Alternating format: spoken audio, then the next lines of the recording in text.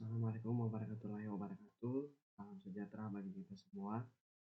Perkenalkan, nama saya Joel Agus Panduru, NPM 2113421143, Prodi 1 Teknik Informatika, Fakultas Teknik. Baik, di sini saya akan menjelaskan materi tentang pengertian e-learning. Mungkin teman-teman semua bertanya-tanya apa itu yang dimaksud dengan e-learning. Nah, di sini pengertian e-learning adalah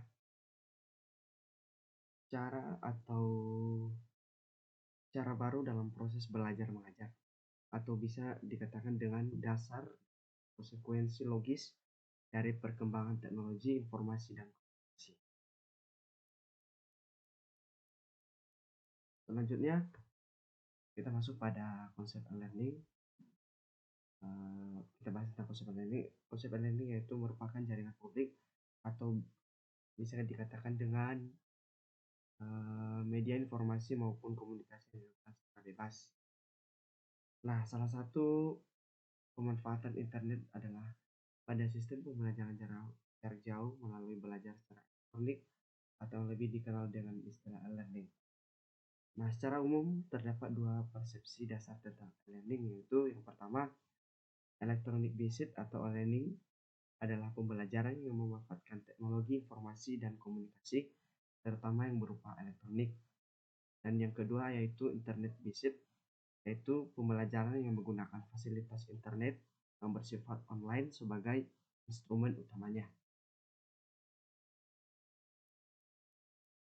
Baik, di sini ada juga terdapat di dalam konsep e-learning, di sini terdapat kelebihan e-learning dan kekurangan e-learning. Nah, kita bahas dulu satu persatu, yaitu yang pertama kita bahas tentang kelebihan e-learning.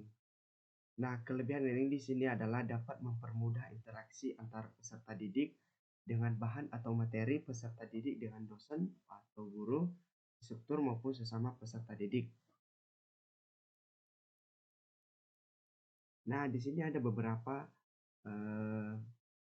bagian dari kelebihan e-learning. Yang pertama yaitu dengan adanya e-learning, para guru atau dosen akan lebih mudah atau sangat mudah dalam menjelaskan materi atau memberikan proses pembelajaran.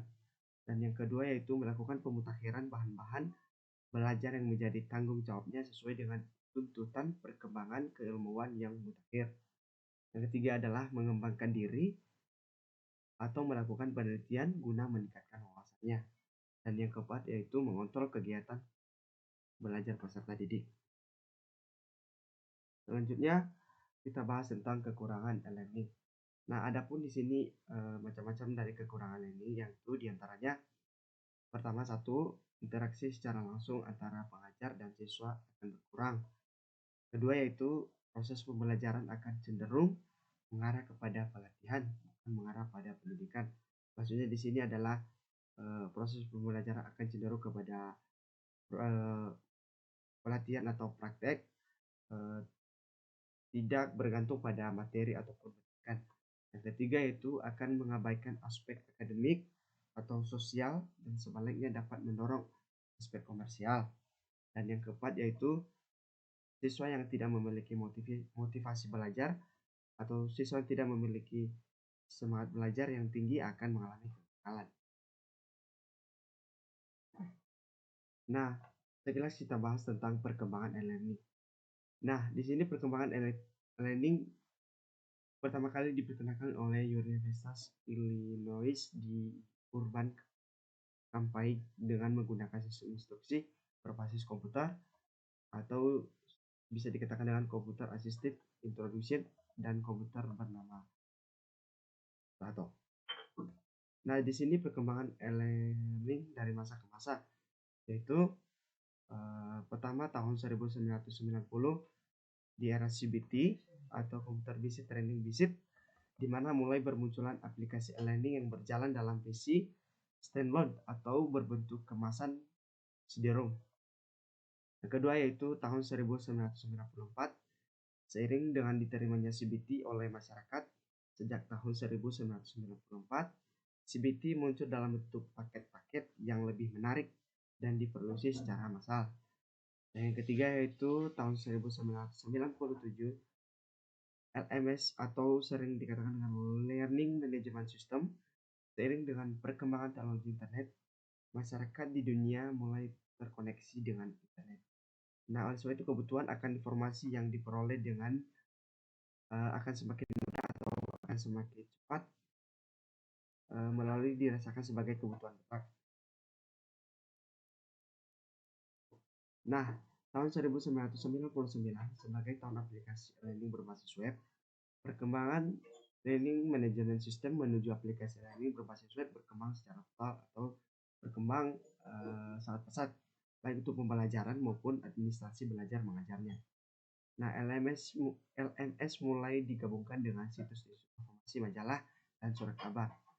Isinya juga semakin kaya dengan perpaduan multimedia, video streaming, serta penampilan interaktif dalam berbagai pilihan format data yang lebih standar. Nah, SDM suatu perusahaan institusi harus mempunyai pola pikir bahwa e-learning menjadi kebutuhan perusahaan atau institusi untuk mencapai visi dan misi perusahaan atau institusi itu sendiri.